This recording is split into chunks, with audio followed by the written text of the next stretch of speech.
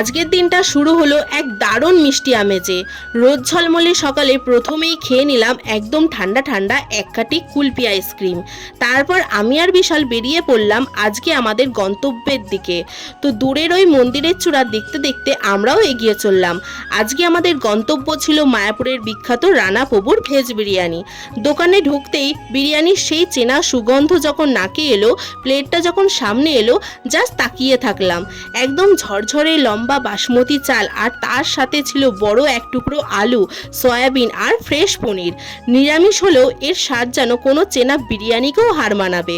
তোমরা যখন মায়াপুরে ঘুরতে আসবে অবশ্যই কিন্তু এই ভেজ বিরিয়ানিটা ট্রাই করো, খুবই ভালো লাগবে। এত মশলাদার খাবারের পর গলাটা তো একটু ভেজানো দরকার, তাই আমরা নিয়ে নিয়েছিলাম থামস আপ। আর হ্যাঁ, একা খেলেও তো আর হয় না, তাই বাড়ির সবার জন্য স্পেশাল ভেজ বিরিয়ানি পার্সেল করে নিলাম। তোমাদের ভিডিওটা কেমন লাগলো অবশ্যই কমেন্ট করে জানিও, ভালো লাগলে লাইক করে দিও।